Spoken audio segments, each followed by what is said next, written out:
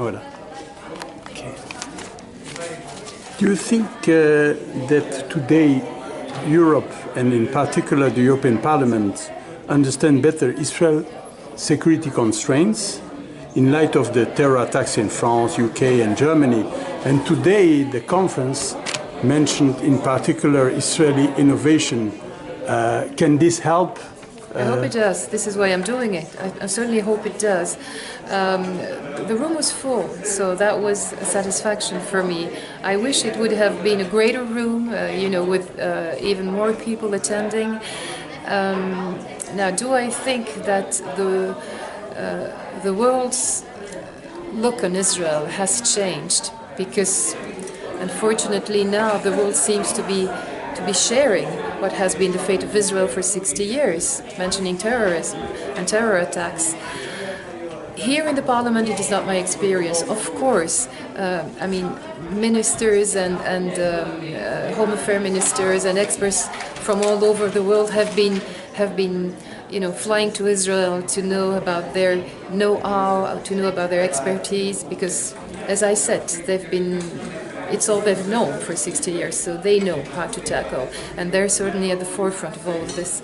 So certainly the experts from member states and from government, they must know better than they used to. I'm not sure that here, I'm sorry to say so, but I'm not sure that here in the European Parliament, parliamentarians really realize that. All of them have their own how do you say that? Circonscription en français. It'll come to me. They have to be. There is a word. Whatever. The electoral districts. They have to be. They have to be elected. We talked populism a few minutes ago.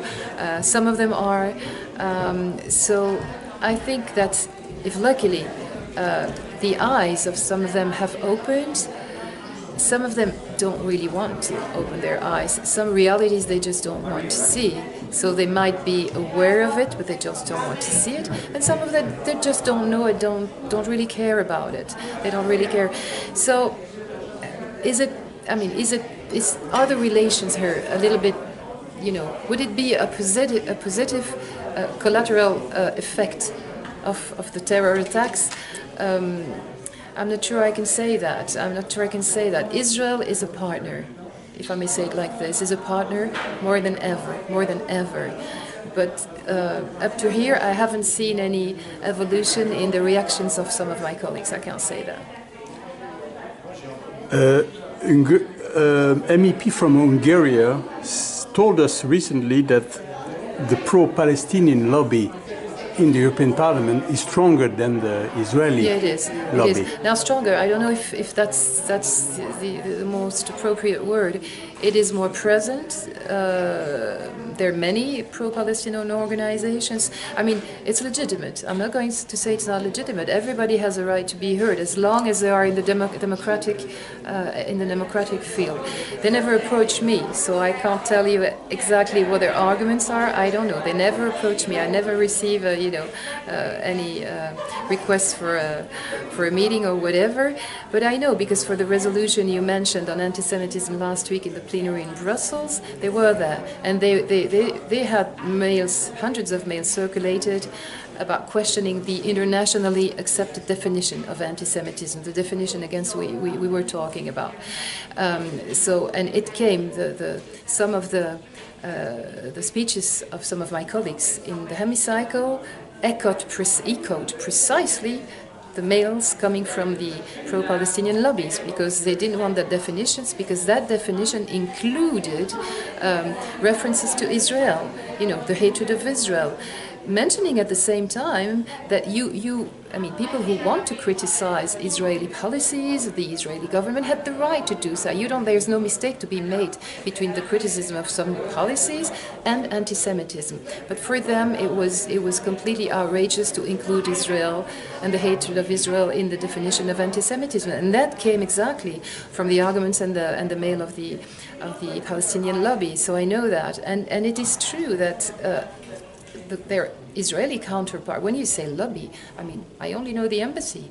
I haven't really met, unless you consider that, for example, the European Jewish Congress be a lobby for Israel, which it is not. It is, I mean, it is an organization that fights against racism and anti-Semitism. I mean, one mustn't make confusions with everything. So there's the Israeli embassy and all the NGOs and different organizations that work for the Palestinians. It's a bit uneven, if you ask me. As a Belgian MEP, are you happy with your country's positions towards Israel? If you ask me, I don't. It's never very precise for me what the country's position is actually, because I was in the government 12 years ago now. It was a more difficult time because the government, we have coalitions in Belgium, so different parties on board, which are not always from the same, on the same direction, and we had socialists on board at the time. So the position, for example, on Middle East was very hard to achieve because socialists didn't think as liberals, who didn't think as Christians. So nowadays, it's a bit difficult for me to see. It's a bit, a bit of this, a bit of that. I don't even know. I suppose in these fields and these sectors, usually Belgium just s'aligne, which means takes exactly the same line as the European Commission, as the European Union, which means the main, the magic word is equidistance. Same distance, no position. How can you be really neutral? I mean, it's difficult for me to really understand that, but it is equidistance. So sometimes it's a bit hard to accept, but at the same time, I suppose this is what diplomacy is about. I'm not a diplomatic person, so it's a bit difficult for me to always understand les usages de la diplomatie. Mrs. Ries, thank you very much. You're welcome.